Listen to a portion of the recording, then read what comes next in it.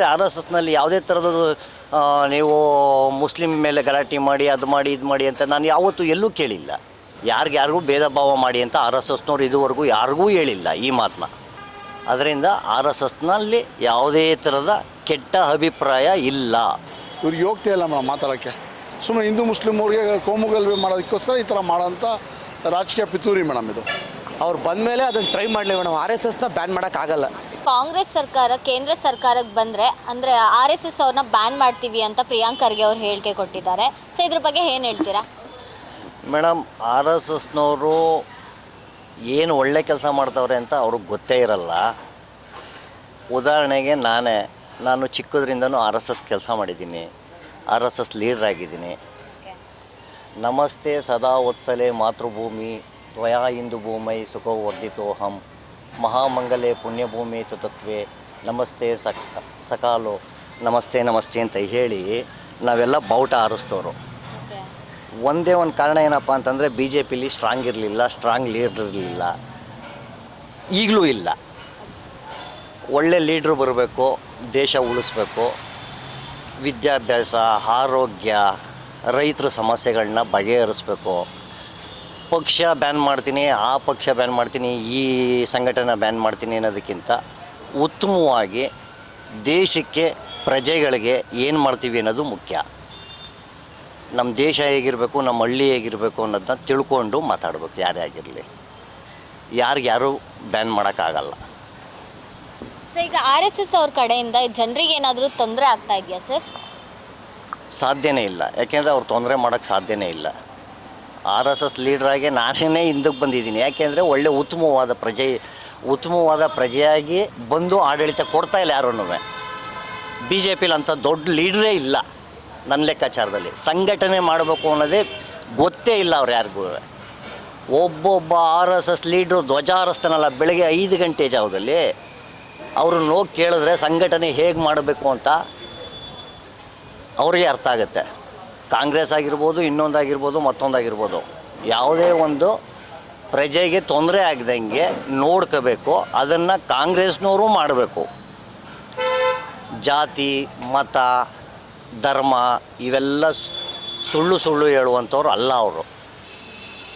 ಬೆಳಿಗ್ಗೆ ಎದ್ದೇಟಿಗೆ ವ್ಯಾಯಾಮ ಮಾಡಿಸ್ತಾರೆ, ಮಕ್ಕಳಿಗೆ ಆಟ ಆಡಿಸ್ತಾರೆ, ಅದರಲ್ಲಿ ಒಂದು ಹಿತವಚನ ಹೇಳ್ತಾರೆ.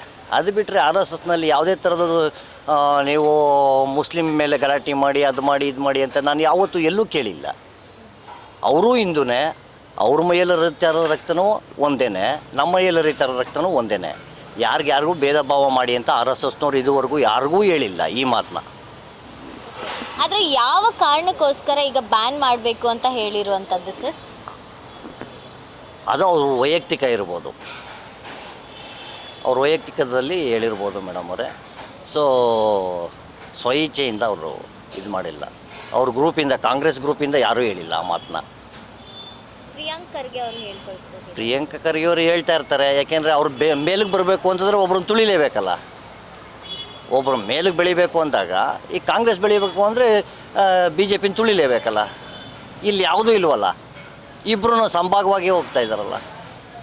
ಸೊ ಈಗ ನಿಮ್ಮ ಪ್ರಕಾರ ಬ್ಯಾನ್ ಮಾಡಬೇಕಾ ಮಾಡಬೇಡ್ದ, ಅಥವಾ ಆಗ್ತಾರ ಬ್ಯಾನು ಅನ್ನೋವಂಥದ್ದು? ಮಾಡಬಾರ್ದು. ಮಕ್ಕಳಿಗೆ ತುಂಬ ಉಪಯೋಗ ಆಗುತ್ತೆ. ಈಗಿನ ಮಕ್ಕಳುಗಳಿಗೆ ಆರ್ ಎಸ್ ಎಸ್ಗೆ ಸೇರಿಸೋದ್ರಿಂದ ಏನು ಉಪಯೋಗ ಆಗುತ್ತೆ ಅಂತಂದರೆ ಅವರಿಗೆ ನಾಲೆಡ್ಜ್ ಬೆಳೆಯುತ್ತೆ.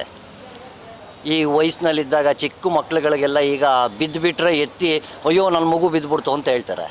ಸ್ಕೂಲ್ಗಳಲ್ಲಿ ಮಕ್ಳಿಗೆ ಯಾರು ಒಂಚೂರು ಟಚ್ ಮಾಡ್ತು ಅಂತಂದರೆ ಟೀಚರ್ ಮೇಲೆ ಕಂಪ್ಲೇಂಟ್ ಮಾಡ್ತಾರೆ.